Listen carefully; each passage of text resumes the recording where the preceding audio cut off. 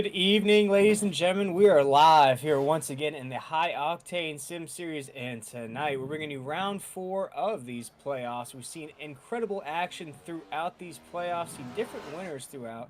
We've seen our regular season champion now drop down to about the 5th or 6th position in the points table. But here tonight on 10-4 Broadcasting, I'm William Tiller, joined by Alan Haley. And Alan, this is my first race with you, man. We couldn't have picked a better track to start off with here tonight.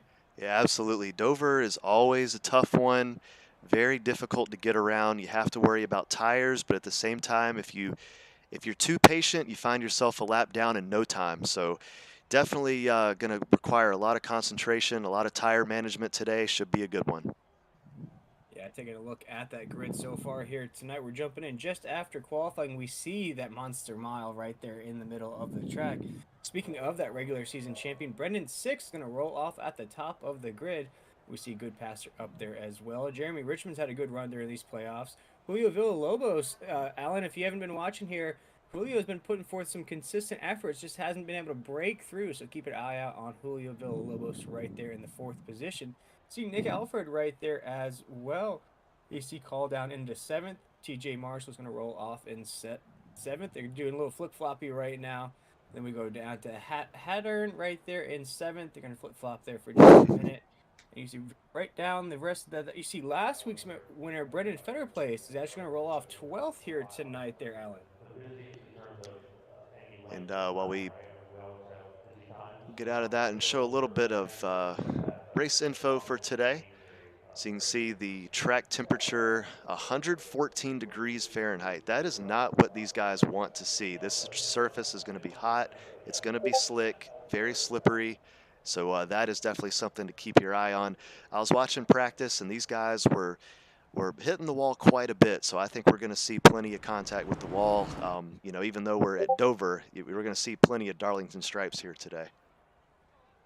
Yeah, and for the folks at home that are unfamiliar with this track here at Darlington, what's the best way to conquer after just about green flag racing? I didn't know we were at Darlington. Oh, Dover. Yep, you're good. My mistake there. It's almost the same formation, just a little bit bigger. As this green flag is in the air, we're going to go head down into corner number 1 here, the start of round 4 of the High Octane Sim Series playoffs. As the pole sitter is going to take us around. That's Brendan Six. Brendan Six has got 6 victories on this season, but he has struggled here in these playoffs there, Alan. He's going to take us down to corner number 3. Lead the way. Already starting to separate just a little bit here on lap 1. Carry that momentum throughout. In tonight's race, folks, we have 7 sets of tires on these race cars. We're going to race it down stage time and around a lap. Check that information out for lap 7, 8, and 8 stage. We're going to throw that caution flag. You might see some pit stops in the as well. Stage 2 is going to end at 156, and then Alan is going to run almost about 100 laps to end this thing out on 260. And you talked about those tire sets. I guarantee you most of these guys are going to use all of them, assuming we get some cautions. We never know. These guys might surprise the heck out of us and have a bunch of green flag runs. That would be nice to see. The last race that I broadcasted at Dover, it was a lot of cautions, but there were some green flag runs there as well, which we were not expecting, if I'm being honest. So, these guys might come in surprises. We'll see.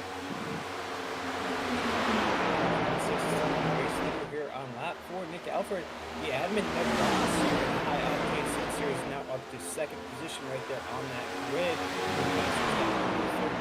Right now, Brendan Six going to take us around corner number 3. Still all race leaders moving on that grid right now. Kentucky at the end of that race last week started to separate just a little bit. We saw Federer place win by 1.6 seconds. It looks like he's going to try to make a move for the lead. Nick Alfred to the outside there. On the corner, he's going to try to make a move. He's going to try to hold it down the front stretch, down into the corner. That's the back stretch, around 4. Nick Alfred to the outside. He's going to try to make a pass here on the front stretch. He's going to use that momentum high side around 96. He's going to do it right there, leading lap 5 down to corner number 1. Yeah, an aggressive move right there. Whenever you go into the high groove in those turns, it can affect your tires in the long run. So I guarantee you he's not going to try to do that for too long. But it definitely paid off for him there, and early lead change here. Yeah, quick lead change right there. Nick Alfred.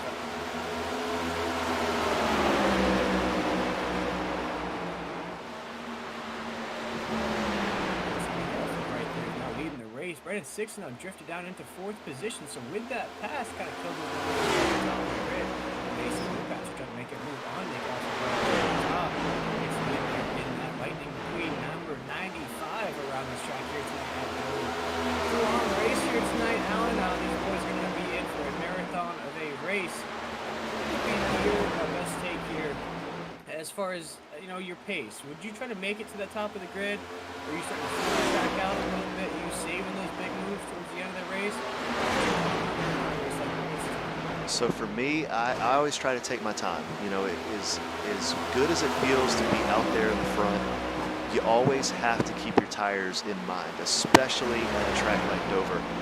Your right rear tire can roast in no time if you're too aggressive in the turns. If you have a loose car, it looks like we're going to have another battle for the good pasture going for it. Good pasture was inside right here. He's going to try to squeeze him just a little bit. Continue that momentum down into 1. Trying to make it pass, and he does. At 95, you see a little bit of the back end slide up from the 95. Going to kill a little bit of speed out of Nick's machine right there. You see Goodpasser almost brush the wall off of 2. Drag race down onto the front stretch right here. He's still going to be Goodpasser leading the way off of 4. They're single file across the line. Yeah, and I think it looked to me like Alford kind of just gave that one up. He was like, if you want the lead, go ahead and have it. I'm going to keep taking care of my tires. Looks like he's going to voluntarily lose 2nd place as well. So I think we're just seeing some early tire management here, as these guys realize that this place is treacherous on your tires. But like I was talking about, so you can easily roast your right rear tire in these turns. If you kind of, there's 2 ways that you can take this track. You can kind of go up the track a little bit and kind of take care of that right rear tire, but it also affects your front right tire.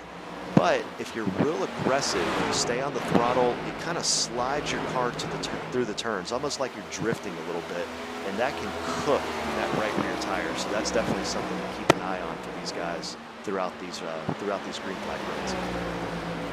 7 sets of tires. The driver's going to really have to calculate when to take those sets. We're going to keep in mind here, this first stage run, we're going to try to calculate, do a little mathematics up here in the booth to try to figure out what that pit window is like, Alan. But throughout that race, I'm sure we're going to see that change, and more drivers trying to push the limits a little bit. We're going to fight for position on the track. As talking about fighting for positions on the track, there goes Julio Villalobos there for the race lead. That was a great move down into the corner. Now on the backstretch, Julio Villalobos is now our race leader down to corner number 3. I spoke about that before we started the race here tonight. He's been putting forth an incredible effort there. Julio has finished 2nd at the road courses and had nothing for Brandon Six, and broke the record here at 10-4 broadcast for the largest win margin. But throughout the other races, he has put forth a great effort. Just hasn't broken through with a race victory just yet this season. It looks like you see right there, Alan, off of 2, the drivers are getting the wiggles, if you will, off of 2.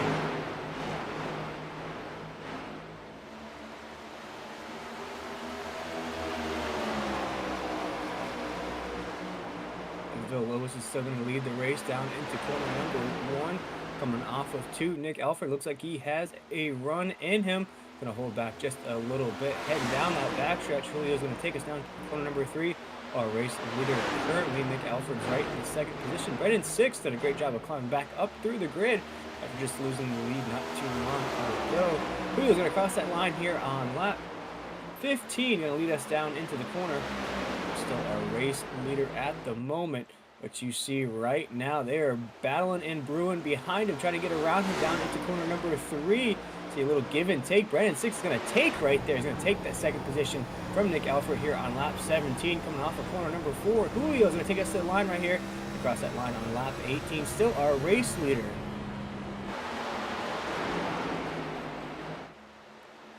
Yeah, and this good battles going on for the lead early. I mean, it seems like these guys almost, when they want it, they can take it. It's like none of these guys are being too aggressive. They're watching their tires, but at the same time trying to stay ahead of the rest of the pack. As you see, the top 4, they're right there within each other. Then you have 5th place Call kind of by himself, and then the rest from there. So good battles early on. I mean, this is a great sign of a good race, but an issue there. He got loose coming off of 2. That's Villalobos. And that's Dover for you. You lose just a little bit of patience. Your tires start to lose grip, and that's what can happen. We'll see more of that today. Yeah, something about that corner number 2 is already giving the drivers fits here tonight. We've seen a few drivers with their back ends from underneath them. Two drivers getting totally loose off of 2, rushing that topside wall as well. You see it right there. It's a little hard coming off of corner number 2. But there goes that man once again. Brandon Six is leading the way in that Mambacita paint scheme here tonight. He's picked up a bunch of wins on the season so far here, Allen, but in these playoffs, he has struggled quite a bit, falling all the way down to 5th in that table. But I'm sure with a race victory here tonight, it'll set him right back where he wants to be. Yeah, and I was thinking at first when we first started, you know, we saw him get out to almost a second lead. I was thinking maybe, you know, he was going to burn through his tires a lot quicker than the rest of the field. And it looked like that was going to be the case as everybody else kind of closed in on him. But now it's returned to the beginning where he is kind of starting to pull away from the rest of the pack. I mean, he's already over a second and a quarter ahead of Alford.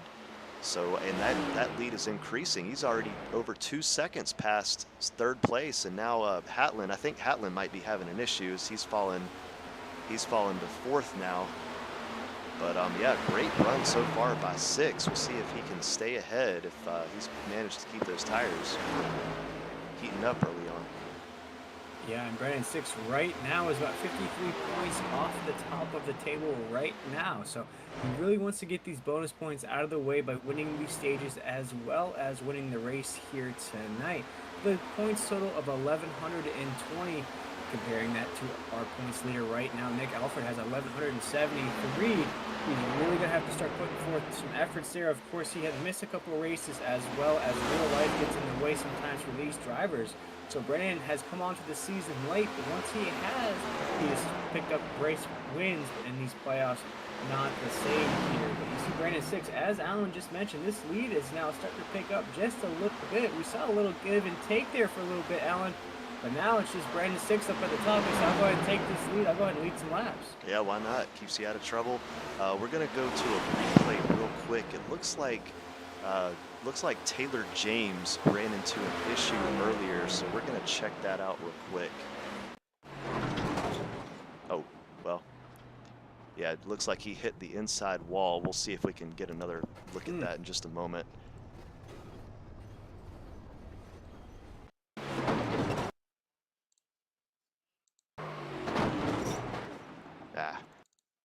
We're just going to rewind it.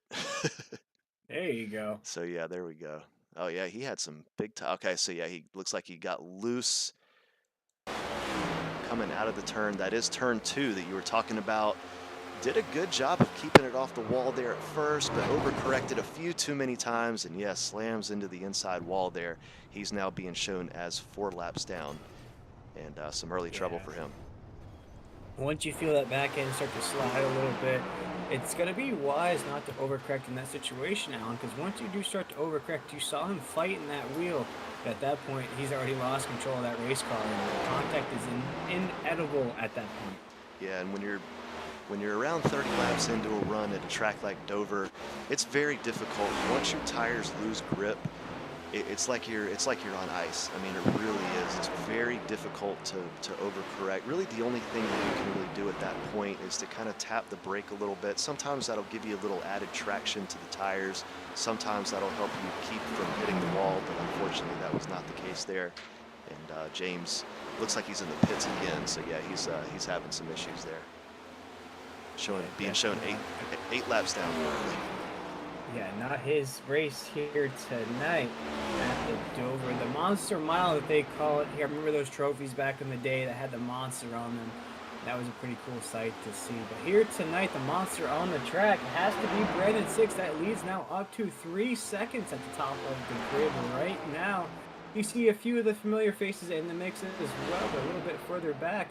You have Jeremy Richmond in the 5th position. Julio Villalobos, Alan, who we just saw fighting for the lead not too long ago, has now slid down into 6th.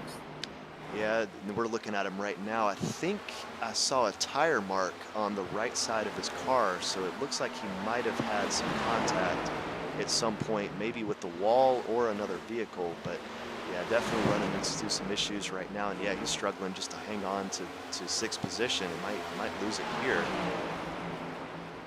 It's, Yeah, it looks like, yeah.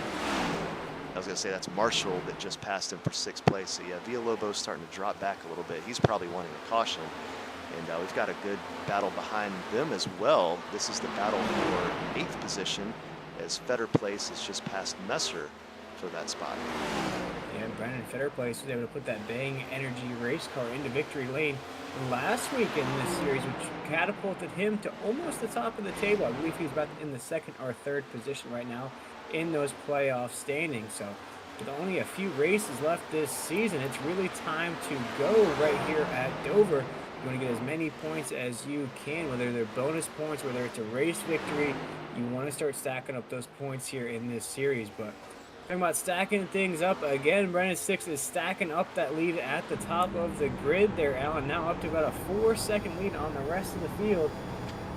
4 seconds on second place, 7 seconds on third, and 8 seconds on fourth. So really coasting around over here tonight. Yeah, but the thing is, when you're by yourself at the front, you see what's in front of him, lap traffic. That can always be an issue. Even if someone, and you see right there, car got loose.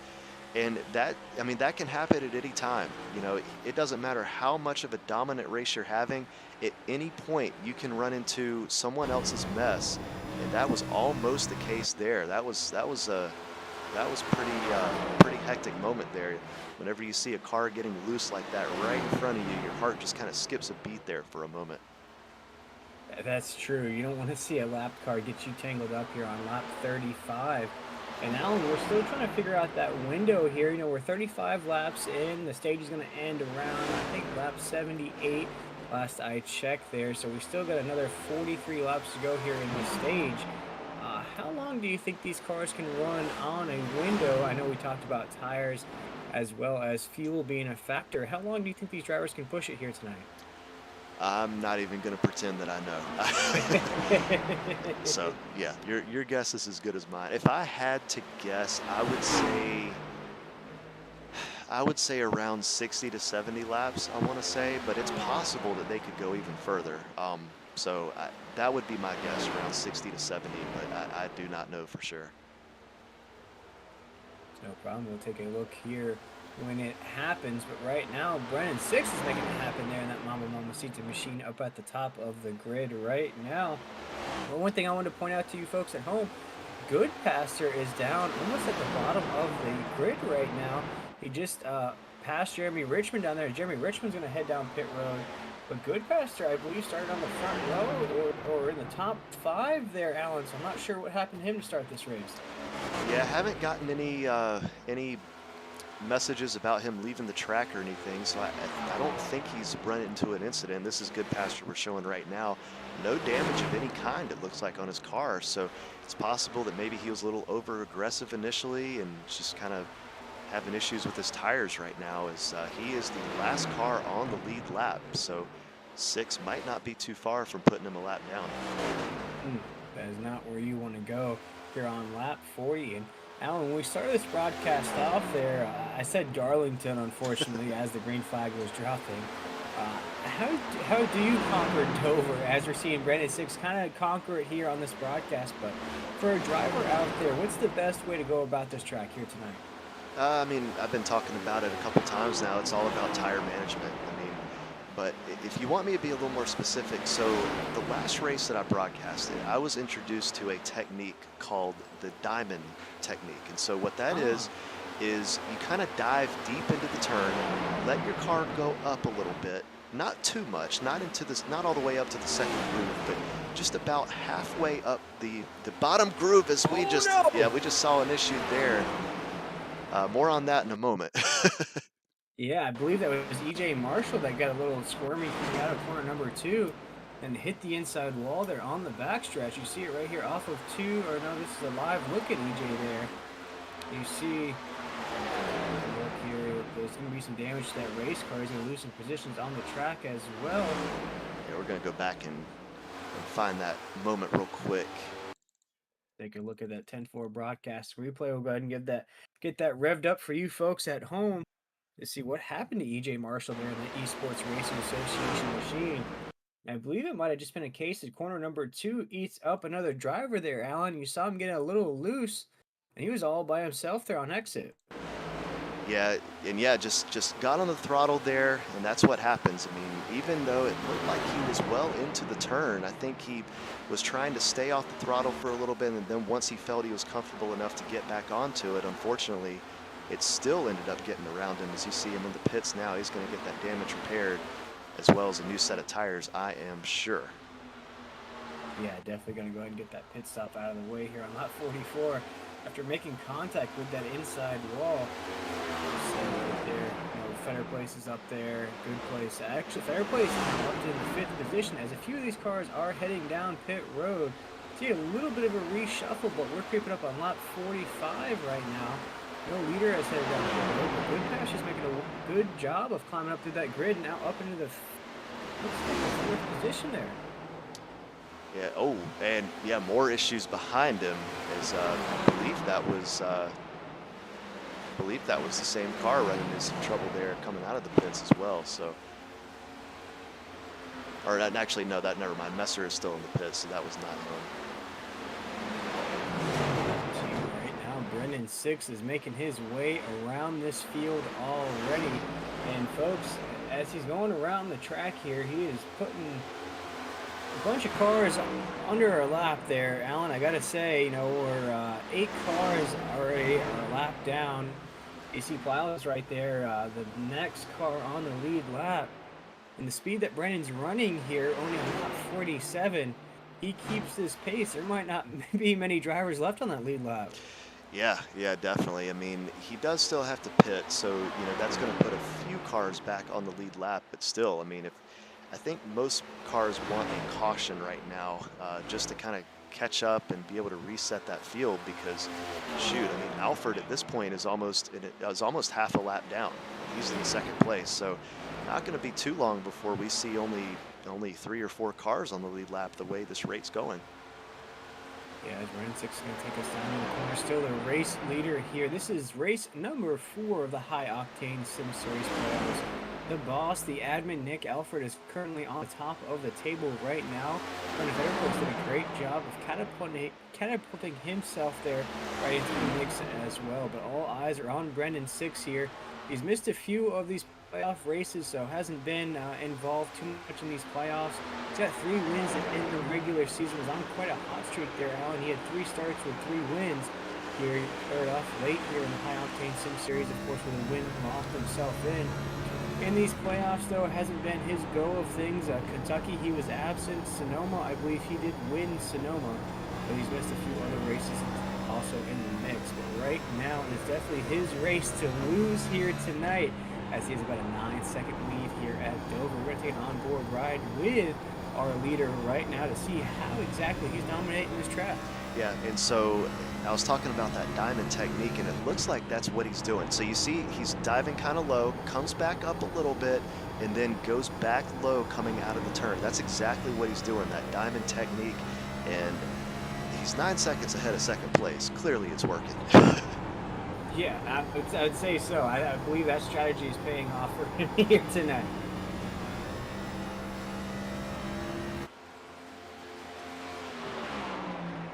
Yeah, and we currently see no drivers 1 lap down. You're either on the lead lap at this point or you're 2 laps down. Now, most of that is because of the pit stops. We'll see the top 6 pitting before too long, I have to imagine. So it looks like we were actually overestimating the pit window. And I don't know, I'll be honest, I don't know if they're actually running short on fuel or if they're possibly pitting just for tires and adding fuel while they're at it. It's possible that the tires aren't lasting as long as the fuel is. That could be, and I think it would be a good indication once we see Brendan 6 head down pit road of what that window can be pushed to. Because as mentioned, we've seen a couple drivers head down pit road already. We'll see how long this leader can push those tires or that fuel window. That'd be interesting to talk about on that caution flag that's going to occur on lap, I believe, 78. I'll have to check back there at the end of stage 1 to see what the biggest factor is for these drivers here tonight. But I'd say whether it's fuels or tires, you got to find some speed on the track if you want to catch Brennan Six here tonight. Yeah, definitely. And you look at the scoring tower right now. These are the last lap for these drivers. As you can see, the top 6 is in the 25, about the mid 25s. Take a look at their best times. 23.68 for 6, 23.37 for Alfred. So we're seeing about 2 seconds a lap slower than when they first started. So I think these guys are pitting for tires more than they are for fuel. Yeah, I think so too here.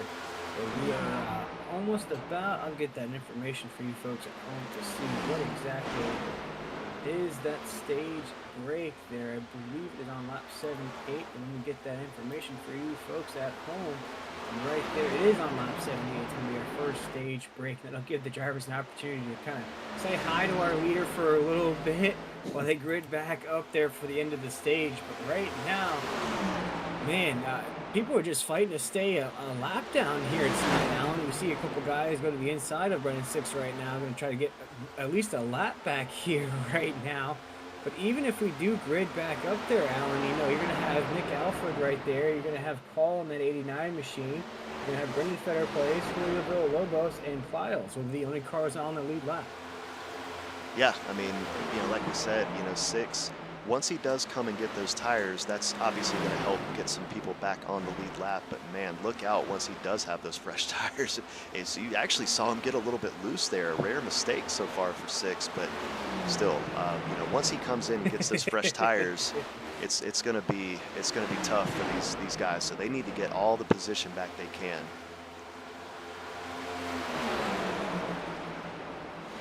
Indeed, here we're on the lap 60 here. 6 is still our race leader as we head down that front stretch across that lap 60 mark. I believe, Alan, if you're ready, it's your first time behind the decks. Are we ready to take our first commercial break here tonight? I believe we are. Try not to mess it up too bad. Alrighty, folks, we're going to step aside for just a moment. We'll be right back with more live action of the High Octane Sim Series.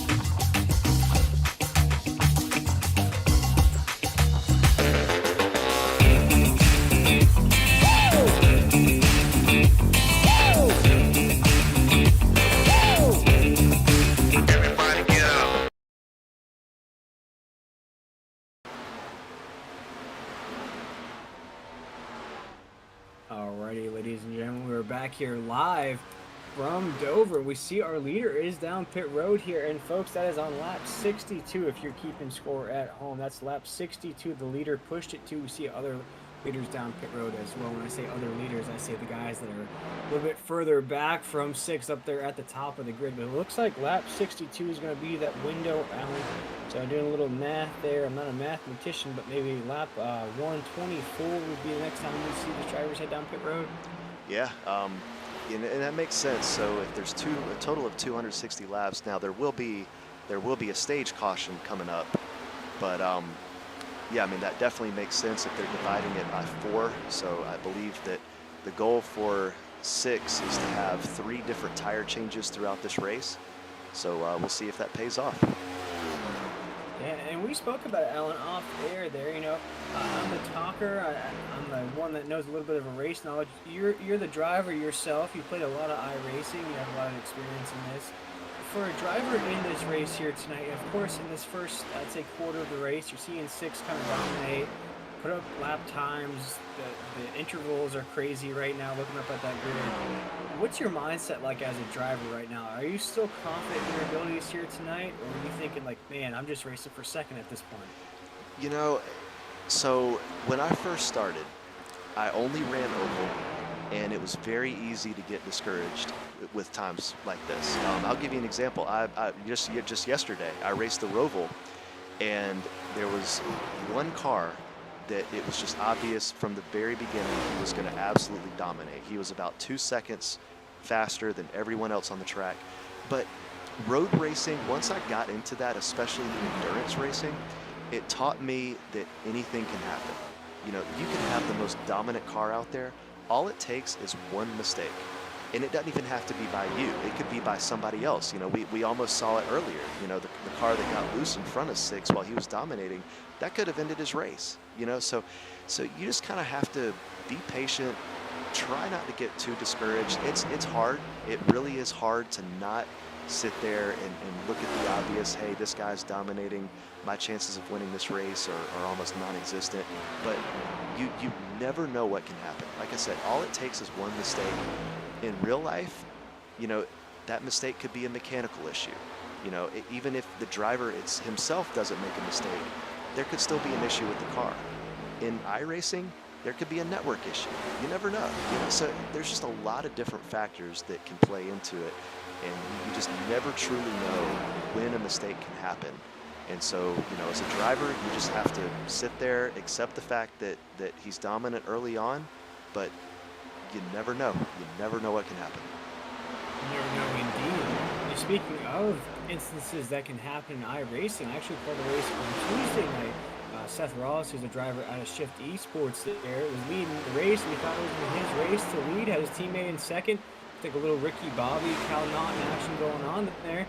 Then all of a sudden we saw Seth Ross head down pit road and park his race car. We were wondering what was going on. It was actually, in real life, he's a student RA, so he had to actually leave the race and go handle something in his dorm building. So, you know, just as you spoke about, Al, you know, anything can happen during these lengthy races. Yeah, and I can tell you, I actually work at a college, and I can tell you those RAs, the junk that they have to deal with, I completely understand. So yeah, that is an acceptable excuse. I will give him that. Yeah, no, I never got to live in a dorm room. I did my first 2 years at a state college. Then I went to oh goodness gracious! There goes EJ Marshall again off of 2. Yep, right. Almost took out our leader there. Right in front of the leader. I'm telling you, anything can happen. And that I think that Six is actually kind of let up. He's seen this tight racing going on in front of him.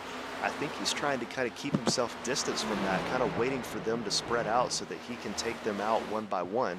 And by, you know, obviously take them out, I mean passing, not actually crashing into them. That's the last thing he wants to do. But yeah, definitely another dangerous moment there for our leader. Sorry, Alan, we were talking off air before we started this broadcast. I was watching Breaking Bad, so maybe we were just taking a little bit off of the show here tonight. As Six is still leading the way here. And Alan, I think when you said let off, it's almost like the winter weather down here in Florida. It goes from 95 to 85, so you know it just lets off just enough there. But you see right there at the top of the left-hand corner of your screen, his lead is still double digits right on the racetrack. We've got 6 laps to go here in stage number 1. We'll have that caution flag fly. We'll see the bring back up. Right now, the only drivers that will be on the lead lap is the 27 on the racetrack right there. That Brendan Fetterplace is in the last car on the lead lap. Currently, he sees Grand 6 in his rear view mirror right there. You see Julio Villalobos. You see Hatlin right there as well. You see Messer right there in third. Jeremy Richmond in second. Now, Jeremy Richmond's one of those drivers that has found a playoff run throughout these last couple of races. But you see right now, unless things go drastically different here after the stage 1 break, it's really going to be a fight for second or a podium finish here tonight. Yeah, and you know, if you're Hatlin right now, you are rooting for these two guys to keep the speed up, because you're the last car, or excuse me, you're the first car that's 1 lap down. You see that there's only a couple laps before the end of the stage. If they stay ahead of the leader, you're getting your lap back. So Hatlin is Villalobos and Fetterplace's biggest fan right now, because he is rooting for them to stay ahead of the leader as we are closing in on the end of this first stage. Yeah, Six is going to take that right there. Lap 77. This is the white flag for stage number 1. Six has about an 18-second lead there on Jeremy Richmond. Coming around corner number 2 down that backstretch right now. Six is right there Down into corner number 3, still our race leader on the track, rocking that Mamba Sita Foundation paint scheme here tonight.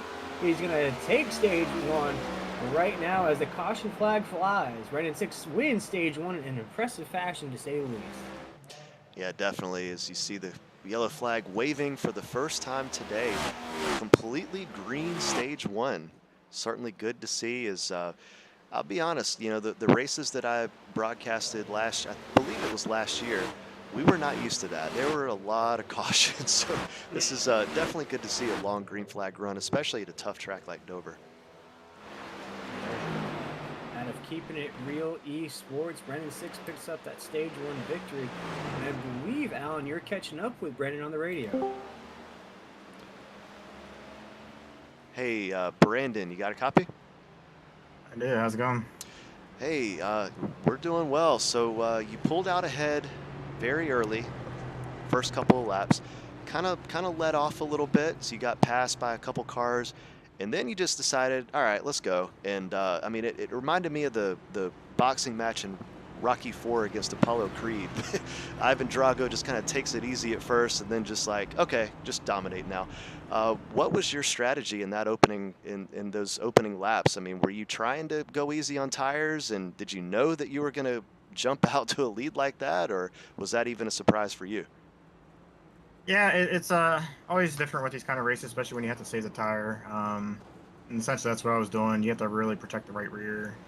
It kind of gets too hot early on in the run from the speeds we're running, so you just really have to take care of it. That way, you have the longevity. Otherwise, you're just dirt tracking basically off the corner every lap if you're trying to be too aggressive.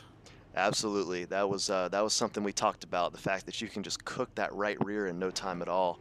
And so it looked like, one thing that we were talking about was the diamond technique in the turns. And it looked like that was kind of what you were doing, kind of diving into the turn, going up a little bit in the middle of the turn, and then kind of coming back down in the exit.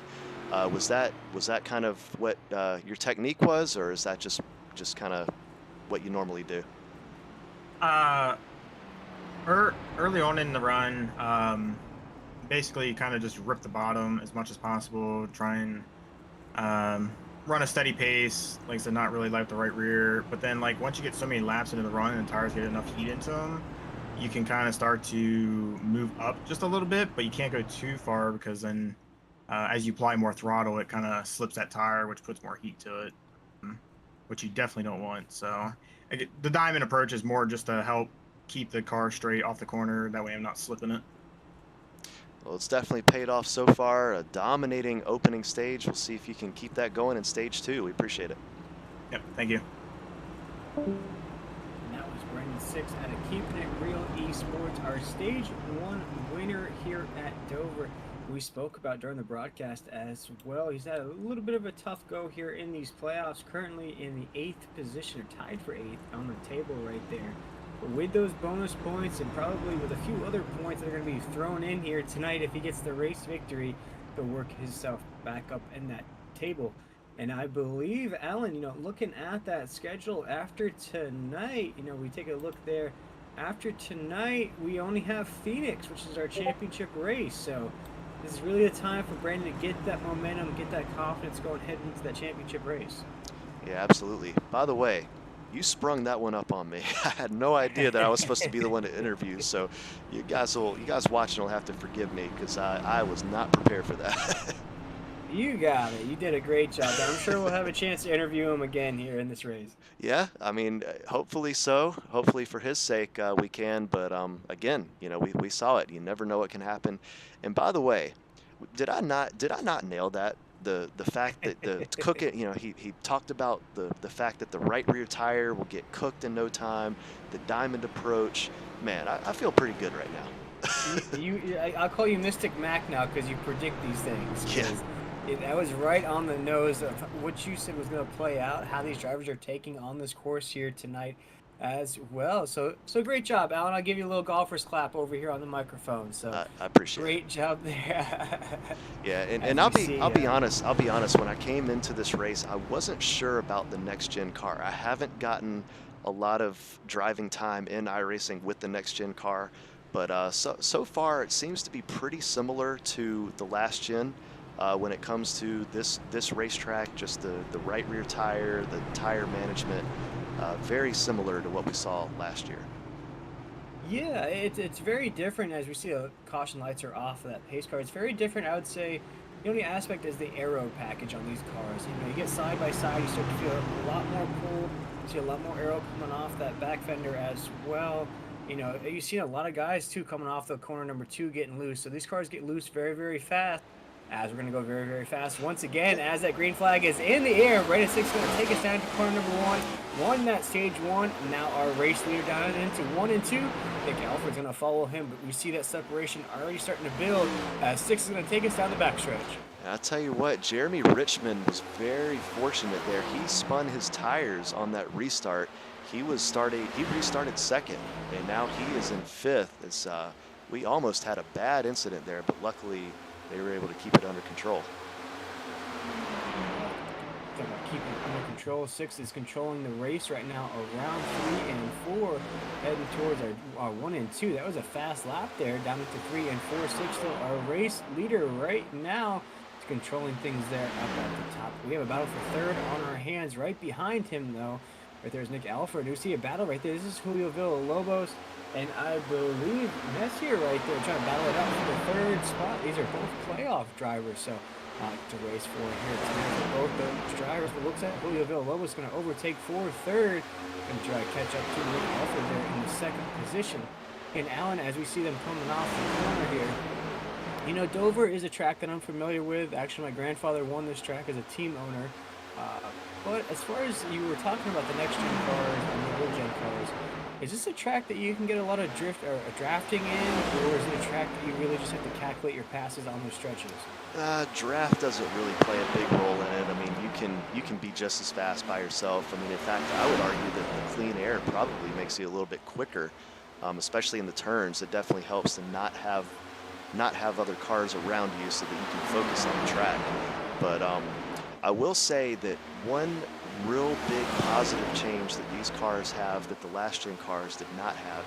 These cars, just like in real life, they are tanks. I found that out the hard way yesterday at the Roval because, man, if those were the last gen cars, I would have had to go into the pits to repair damage. Had a couple of small incidents throughout the race, but man, that thing kept on going.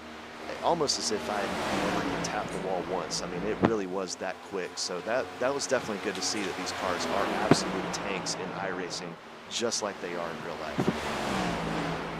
They really are. I mean, you can beat and bang these things. You can go door to door. You make contact with that topside wall. That's one thing that I've seen on these next gen cars too. You can make contact with that topside wall.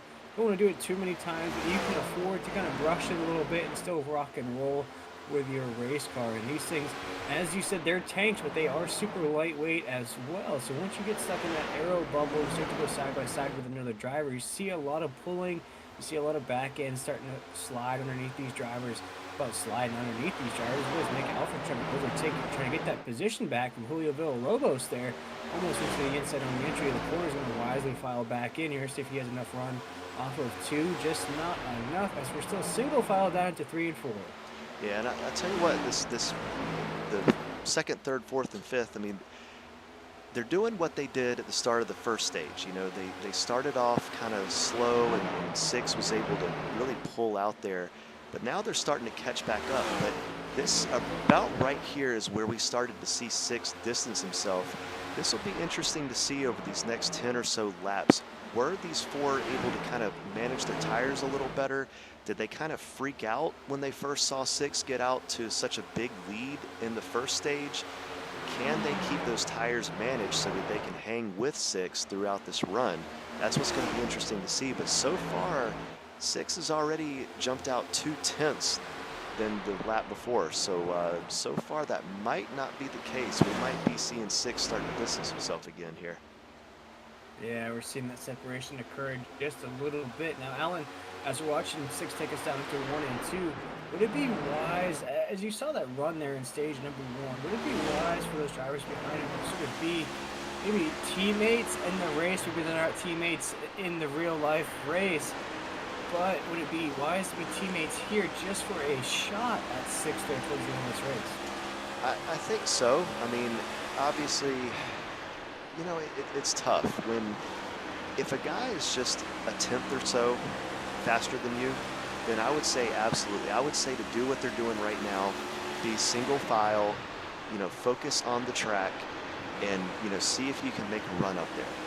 Because, whenever you go up into a different groove that you're not used to, it's going to affect your tires. It can upset the car for a couple of laps, and your car might never be the same after that. But when a guy is this much better, I mean, we see that he's already up to 1.2 seconds ahead once again. I just don't know that you can worry about that right now. I think that you kind of have to let 6 make a mistake if he does. And other than that, I think you have to kind of race for position from second on. I mean, that's just what I would do. But right now, I mean, it's still way too early on to even worry about your position.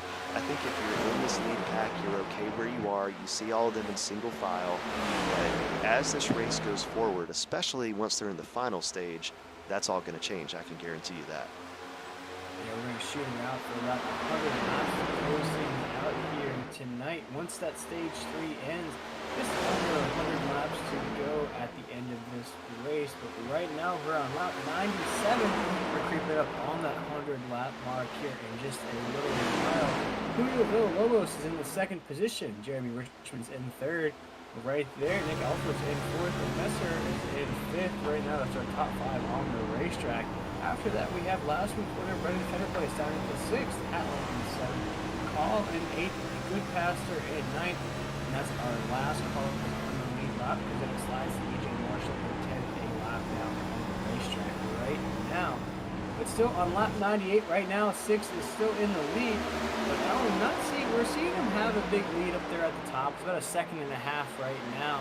But it's not as big of a lead we saw there in stage 1 at this mark. I think at this mark, he had about a 6 or 7 second lead, so a little bit of a slide. Must be some black ice on the track here at Dover.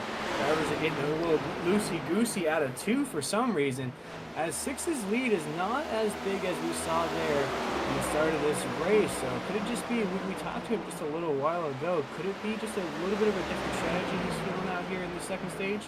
Well, before we go into that, you said that there's a little bit of black ice on the racetrack. Let me bring this screen back up. Temperature 112 degrees Fahrenheit on the track surface. So yeah, I don't think there's any issue with black ice on the surface. But yeah, anyway, I digress. But yeah, it seems like, to me, it looks like 6 is kind of, he sees how quick he is. I think he's going easy on those tires. I think he's jumping out a little bit, and he's like, okay, I don't need to force it right now. I don't need to stay at such a dominant pace. As you see, I mean, he's lost about 2/10 this lap. So, I mean, it's possible that, and I do think this is part of it. This second pack, or this, I guess it's the primary pack with just 6 in front of them. They're definitely doing a better job with tire management. They're staying in single file for the most part. You're seeing a couple position battles every now and then, but now that they've been able to spread out a little bit, they're able to kind of focus on the track a little more, focus on their lap times, and really, Jeremy Richmond, he's getting back up there. He's almost closed it back to a 2nd. Now, the question is this 6 taking care of his tires, and will we see that lead really open back up, or will we see some new players into this one as we go further into this race? Yeah, that's one of the things I was just about to mention to you too. He was one of the last drivers to pit during those green flag pit stops there right before the end of stage 1. So it could be that 6 is trying to hold it in just a little bit more here. Maybe push through that 2nd window. Maybe push to that next break in the action that we'll get here at the end of stage 2. So it could be a little mix of kind of feeling something out or trying to push past that 2nd window.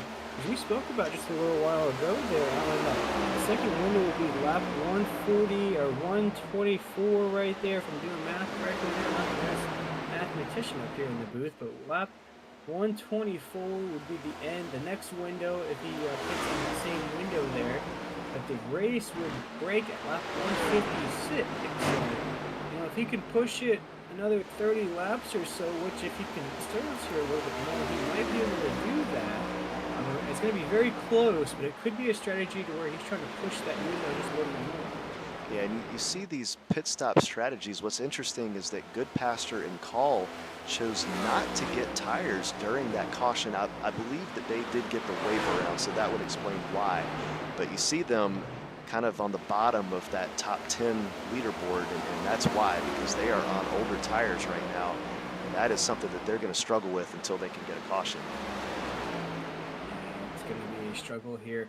But right now, it's still 6 with about a second and a half lead on the racetrack right there. You see Jeremy Richmond loving that paint scheme here tonight, trying to make a run on that Mamacita Foundation race car up at the top. Right now, we're going to step aside for just a short break. We'll be right back with live action out of High Octane Sim Series here from Dover.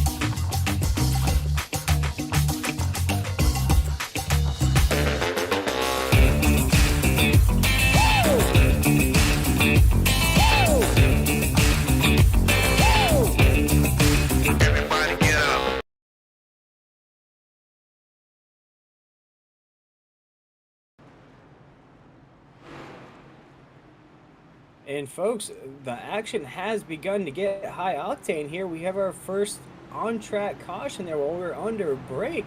But we'll get that 10-4 broadcast replay revved up for you folks at home to see brought out our first on-track caution of the night as we were hearing from those wonderful sponsors here in the High Octane Sim Series. We'll see now. That's really going to shake things up here. Alan, you know, Brandon Stick's not going to be able to coast around the track like he did in stage 1. He's going to have to really battle there. And the drivers can head down pit road now under caution.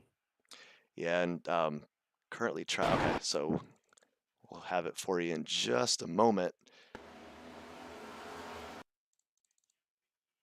But yeah, this definitely changes things. Everybody's going to be able to come in and get their tires. As here we go. Look there, coming off of corner number 2. Ooh, man, just gets diced up there coming off of corner number 2. We'll have to see exactly who that was there.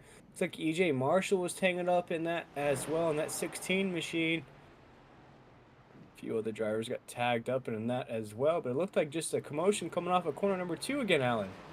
Yeah, Goodpaster was one of them as well. So yeah, 3 total cars there involved in that one. Is Goodpaster is one of those coming into pit. So yeah, I mean, it's definitely going to change things a little bit. We had, looks like most of the field did come into pit. This is the lap cars that are currently coming down pit road. So yeah, definitely a chance to get new tires for these guys and finally kind of a chance to reset a little bit. Yeah, here on lap 111 here. We're going to have a stage break at around lap 156 will be our next stage break here from the High Octane Sim Series. And while we're under caution here, Alan, you know, one thing that I love to do during these broadcasts, of course not on the microphone, but is enjoy a nice dinner. And there's no better place to check out a nice dinner than Captain Jack's Smokehouse there. I don't know if you have it on your decks here tonight, but usually we show that wonderful plate of barbecue there at Captain Jack's out of Amelia Island, Florida.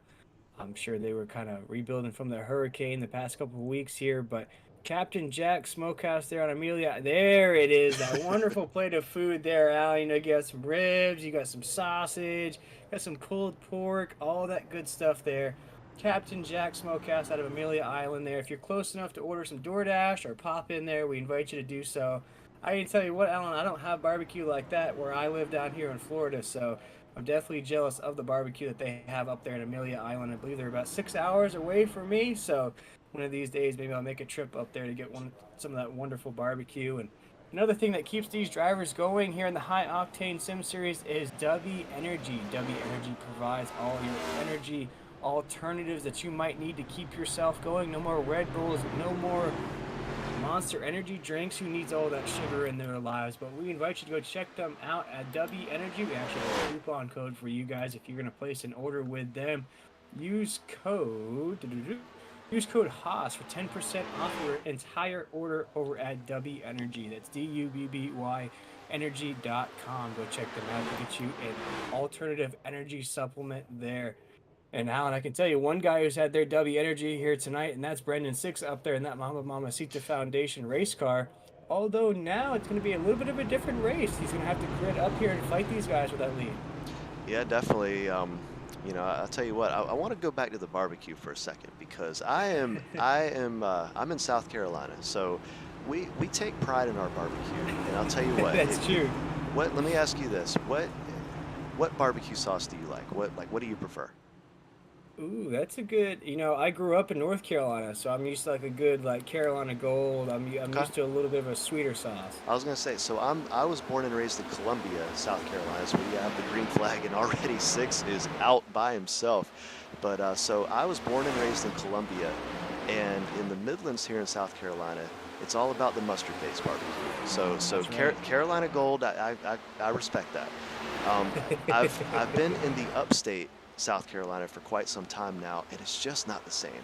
It's just it's almost like I guess it's like a more of a dry rub up here because it seems like the barbecue we get comes without any kind of sauce, and it's up to you to put your own sauce on there. So just yeah, I always miss that mustard-based barbecue.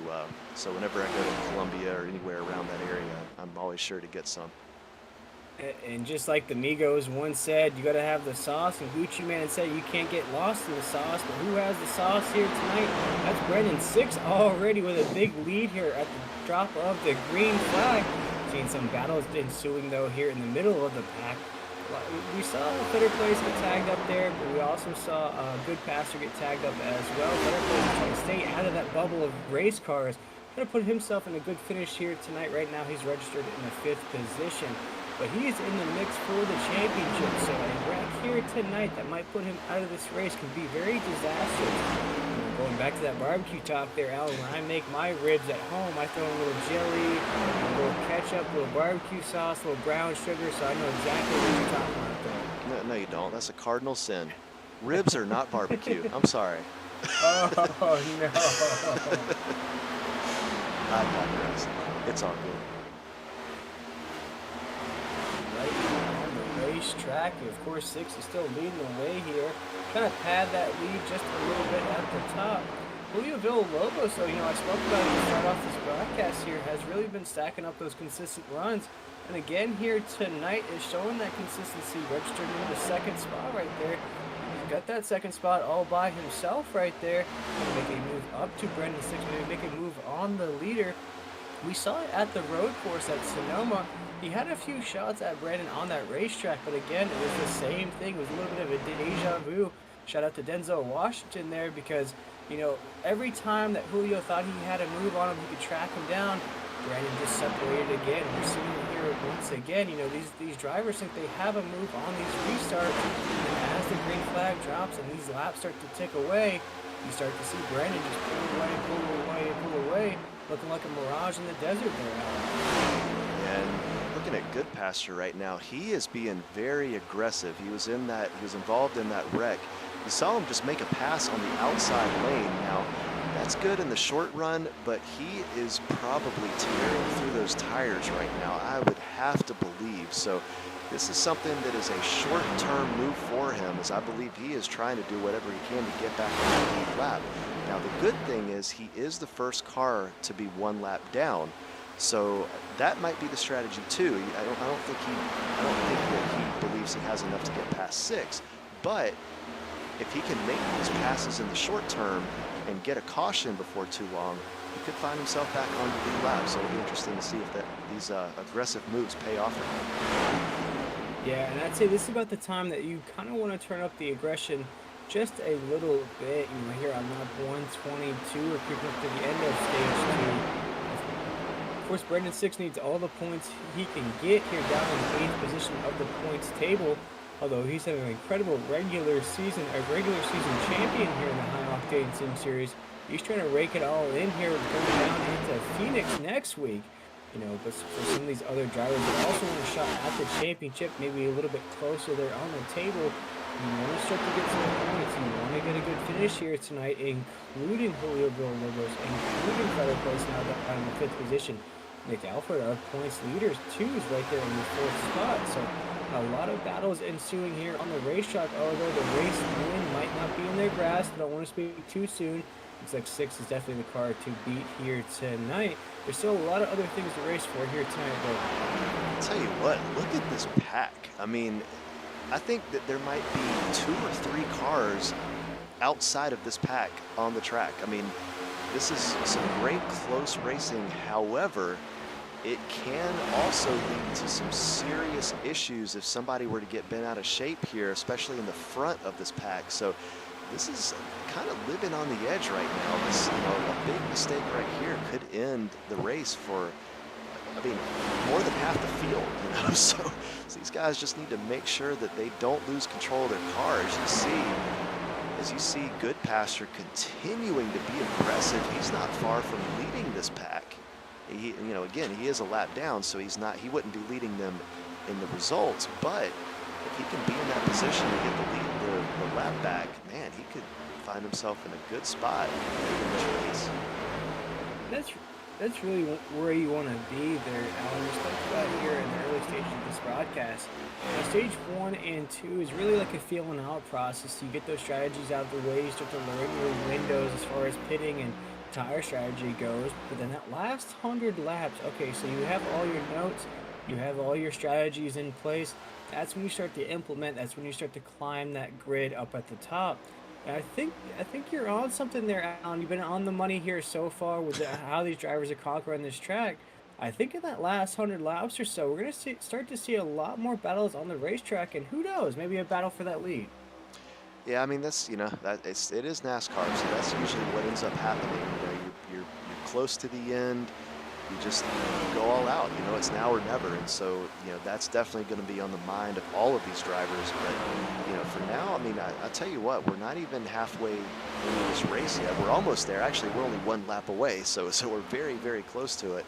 But this is definitely some closer racing than I would have thought we were going to see here. And so definitely, so far these guys have done a fantastic job. We had the one incident, but fortunately not too many cars involved, just 3. And here at Dover, that can, the track can get blocked if there's enough cars involved. So, it's definitely good to see when you can get through an incident with only 3 cars being involved. And with about 26 laps to go here in stage 2, Julio Villalobos is right up there in 2nd spot. We talked about just a little while ago, Alan, this is how fast things can change. Just a little while ago, Brendan Six only had about a second and a half, 2nd and 7/10. Not much of a lead. He was kind of coasting back a little bit. We talked about maybe he was implementing a different strategy, maybe saving that race car. Well, we could throw all that out of the window now, because now his lead's up to about 3.5 seconds, 4 seconds on the racetrack. So almost the same strategy he implemented in stage 1, where he kind of laid back, took care of the race car a little bit, didn't really press it too hard, and then something clicks inside that race car. He says, okay, now it's time to go to work, if you will. And he's gone to work now, padding that lead to almost 4 seconds. And I'll tell you what, I'm not saying that this is for sure what the other drivers are going to do, but if I'm in this race, I see a guy that is that much better, when it comes to tire management, I'm being aggressive on the next restart. One thing that he hasn't really had to deal with much is dirty air, being behind somebody else. And so that would be interesting to see if I can make the pass early on. Can I stay up there? Can he run into some issues? Maybe get a little frustrated as well. So that'll be something to see when we begin that stage 3, or if we see any more cautions, whether or not these guys decide to be aggressive early on to try to make that pass and make Six actually have to do some work and not just pull away after a couple of laps. Yeah, and I've spoken about it on a few other broadcasts, whether it was here in the High Octane Sim Series or other broadcasts that I call, Alan. In a situation like this, when you do get that opportunity to restart, you get that opportunity to get on grid back up with that leader. I've always talked, it's almost like a hypothetical, but I've always talked about where if you could give that leader just a little bit of a nudge, kind of a love tap, if you will, there on that fender heading down into 1 and 2, maybe just to try to slow him down a little bit. Is that something we might be able to see here tonight, or is it a strategy that you could implement if you were racing here tonight? I mean, I wouldn't go as so far as giving a love tap because in iRacing, that net code can absolutely destroy you. You know, sometimes you don't even touch another car, and yet not only do are you charged 4 incident points for nothing, but your car ends up getting more damage than you intended. Now the good thing is, with these cars being a lot tougher than last year's, that's not as much of an issue, dealing with potential damage, but still, I wouldn't go that far. Maybe just trying to get close enough to him to where there could be a potential mistake. Maybe get him a little worried. Maybe have him driving, but taking a peek at that rear view mirror. Any little thing to kind of get him off track just a little bit, not literally off track, but figuratively. That can be the difference. One mistake can upset your car. We talked about that earlier, and you never know what can happen at that point. So yeah, not a physical tap, but just being close enough just to keep him thinking a little bit. Maybe keep his eye on that rearview mirror just a little bit. Just to kind of creep into his mind, if you will, because right now we're counting it down. We have about 7 laps to go here at stage 2, if I'm not mistaken.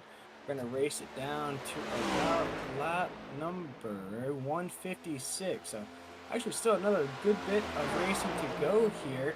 We're looking at just shy of about 16 laps here in the next couple laps after this. So 18 laps to be specific there, as Brandon Six is going to cross this line here once again. Going to take us down into corner number 1. Of course, we have 16 laps to go here in stage number 2. Taking a look at Julio Villalobos back there. Nick Alfred down right there in the 3rd position with that Lightning McQueen number 95 race car. And right now, Nick's off pace of about 6 seconds right there, about a second away from Julio Villalobos. Taking a look at some of the other drivers in the mix back here. This is actually a battle for position on the track out. Yeah, between Ronald Piles and Brian Messer. Good battle going on here. This was for the 7th place position. So, trying to get themselves in position for that end of stage 2. Try to battle for position later on.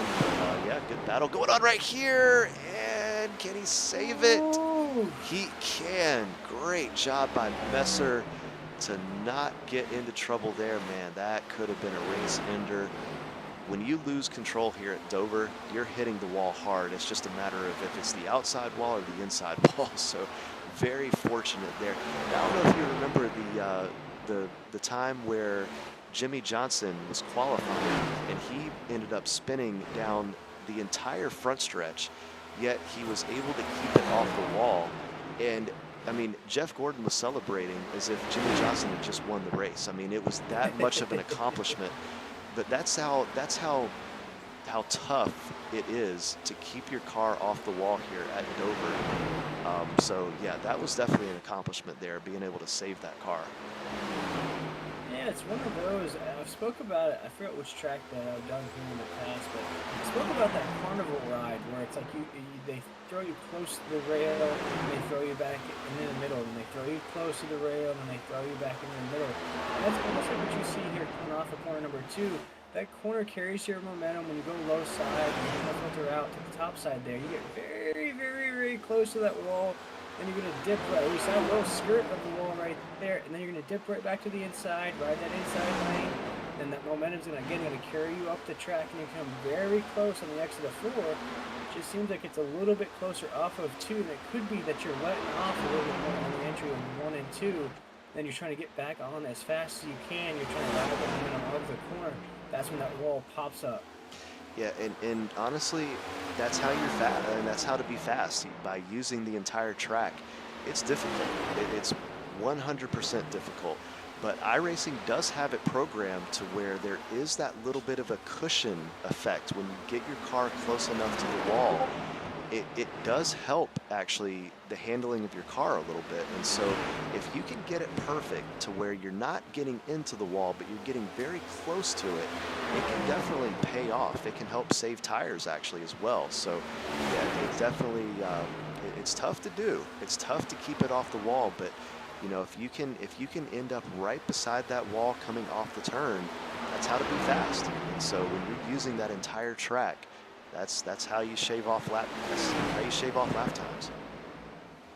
Yeah, and shaving off lap times these drivers want to try to do here tonight, as Brand 6's lead is now almost across that 7-second margin, similar to what we saw there in stage number 1. But as we're looking at, there's a lot more battles on the track other than just the leader dominating here at Dover. As mentioned, you know, this is our second to last race of the season, so a lot of these drivers still have a lot to race for. They want to put themselves in a position in that championship race at Phoenix to have a shot at that chip. But right now, it's Brandon 6 leading the way. Brendan Feder places one. Right there in the fourth position. Nick Alfred was our points leader heading into tonight right there with a podium finish locked in right there in the third spot. And Julio Villalobos, that's something I want to check out here, Alan. I want to see how far Julio is from the top of that table right now. Julio is right there in the fourth spot, jumped up 2 spots from last week. Right now is about 31 points behind the leader of Nick Alfred up there at the top. Now, Nick's had one heck of a season here in the High Octane Series. It's his series. He's the admin and the boss here. 3 seasons in there, Alan, he picked up his first win ever in his own league, winning the All-Star race this season. No regular season wins for him so far. But he has 8 top 5s and 10 top 10s. So you can see why he's at the top of the table so far right now. Yeah, definitely. And you see him in second place, really has distanced himself from the rest of the pack. Now he hasn't been able to keep up with Brandon 6 so far, but again, as this race goes on, we'll see if maybe he's saving himself a little bit, trying to stay out of trouble, as that was a lap car that just made the pass to him. But yeah, I mean, you never know. It's possible that some of these guys are holding back a little bit, just taking it easy. I think that Brandon 6 is going to be challenged a little bit more than what we've seen so far by the end of this race. I think that some of these guys might have something for him. Right here, we get the drivers right who ahead and take on Dover here, head down this front stretch, past that flag stand right now, down into corner number 1. We'll see right there, as you're talking about, Alan, that diamond effect that you were talking about, that Brandon actually spoke about it as well. How does that come about here? As you're going into the corner, how do you implement that triangle? Or the diamond, excuse me. It is tough because there is a fine line when you're going into a turn like that. There is such thing as turning the wheel too much, because your tires will slide before they come down, and that affects your tire wear in the long run. But if you can turn it just enough to where you're not sliding those tires, then that's where that really pays off. You're not quite hitting the apron, but you're getting really close to it. So, you're diving into it, you're letting off the throttle a little bit more than you normally would if you're taking the turn normally. If you're in, by normally I mean, you're going into it from the top of the track, you come down, you stay in one lane, you stay there, and then you come out on the top lane again. That's how you normally do it. But with the diamond approach, you're letting off the throttle a little bit more in the middle of the turn, as that's Villalobos almost lost it there. Fortunately, another great save. We're seeing some great saves in this race, but you let off the throttle a little bit more in the middle of the turn. You come back down, you let the car grip the track, and then you come out with a lot of momentum coming out of the turn. It's good because you're carrying a lot of speed off the turn, and you're saving tires. As it looks like we have a caution. We do have a caution on the racetrack. It looks like that's going to come right before the end of the stage, which would make Brandon 6 our stage 2 winner here. Stage 2 we're set to end at lap 158. So it looks like he'll go ahead and get that stage victory out of the way, but Alan, was there a wrong track caution, or did the caution flag just come out a little bit early there for the stage break? I believe that's the stage break. I'm not seeing any issues on the track anywhere, so I think that was the end of the stage. Stage 2 winner again in that Mama Mamacita Foundation race machine is Brandon Six there, and again wins it by about 6 or 7 seconds here on the first try.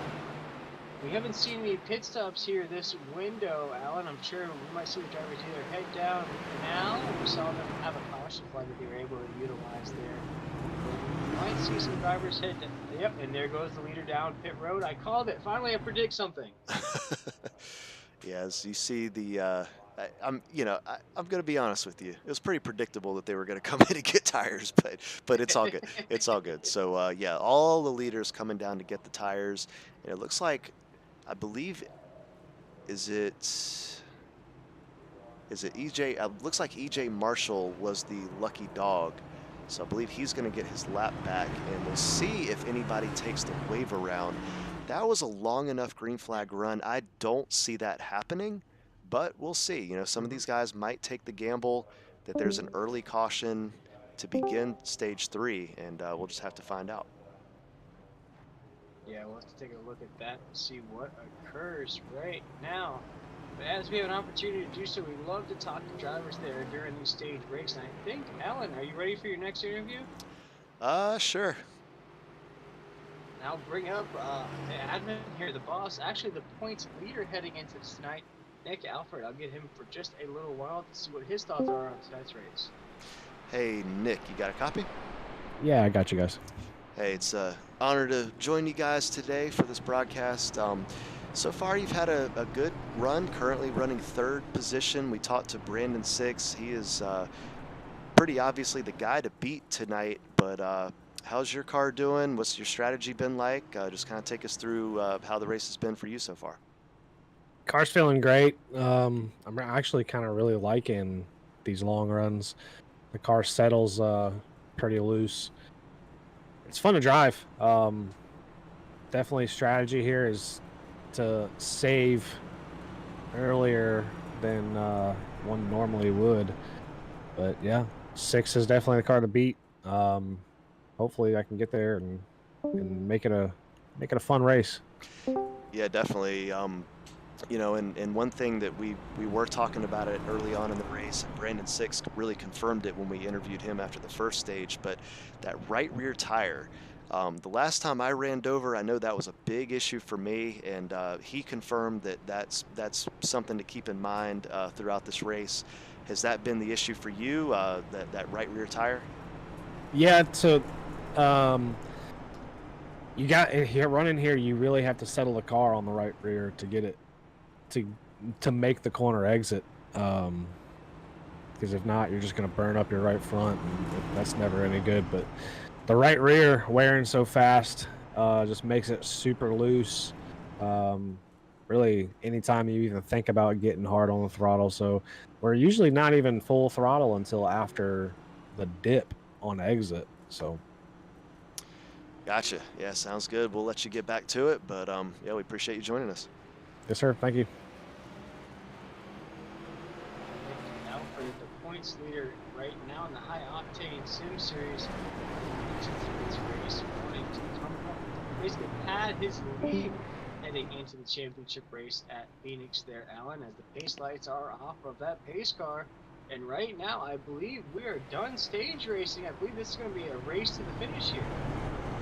Yeah, it's exciting to see as the pace lights are off on the backstretch right now, so we will be coming to the green flag, and this is where this race could be made for any of these guys. I mean, you're going to see them some close, tight racing. Will one of them try to be aggressive early on, get past Brandon Six, or are they going to let him get up ahead like he usually does and try to save tires with him? We're about to find out. Six tickets to the line right now. That's our race leader. The see if anybody has anything for him here on this restart. And you see that green flag is in the air. Once again, we're going to go green flag racing in round number 4 of the High Octane Sim Series playoffs. Brandon 6 will take us down to corner number 1. That outside lane again didn't have a great start. The last time when we started stage 2, the tires were spinning. That was the issue with that second lane. But yeah, that time just kind of a slow start for that outside lane.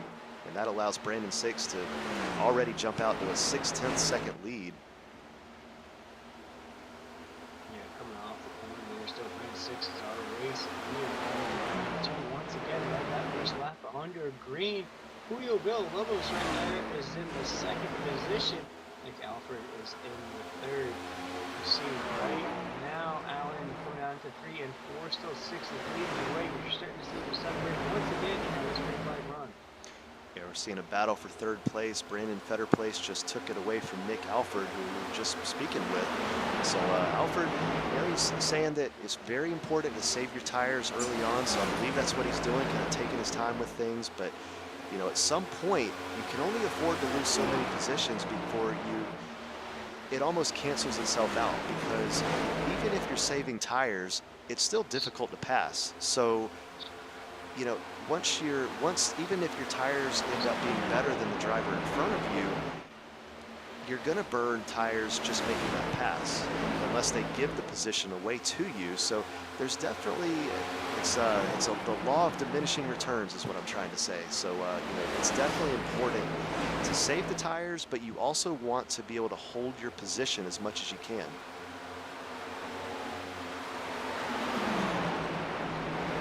See right now, save those tires from that position. But it's too bad, you know, a few of these drivers, although you might not have a shot next to us, you still have a shot maybe getting a podium finish here to the championship race. Yeah, absolutely. I mean, oh, some hard contact on the wall coming out of turn 2. That was the 16 of EJ Marshall. He's ran into several issues today. Fortunately, he is back on the lead lap, so it's been quite an eventful afternoon for him. But yeah, definitely not going to help your aerodynamics when you hit the wall that hard. Not there.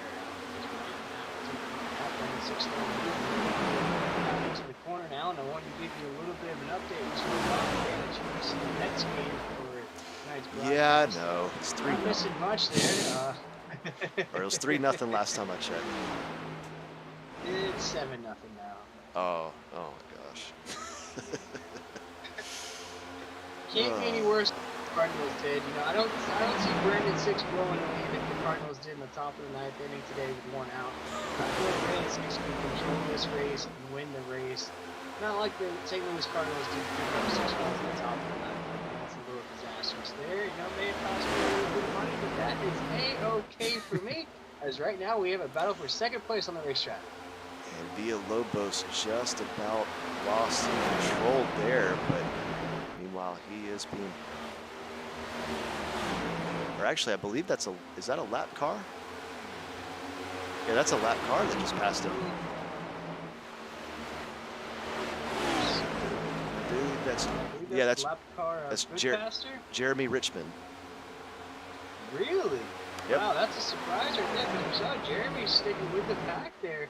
I was surprised to find out he's a lap down. Yeah, he's the first car a lap down, so yeah, doing a great job of sticking with Brandon 6. Well, I'm sure, once again, I'm sure he's being aggressive with those tires, and he's in the middle lane right now, which definitely doesn't help you in the long run. So, but for now, we'll see if he can make that pass. I mean, he's definitely going for it. He's taking that gamble right now.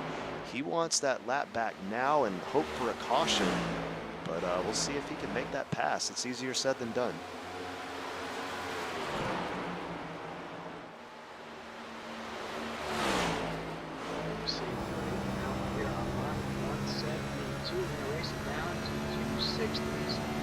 Just short of 100 laps to go here tonight. As right now, Julio Villalobos going to ride on board with that machine. I believe, no, this is, taking a look here at who this is. This is Jeremy Richmond. Riding on board here. This Jeremy Richmond. Yep, going for that lap.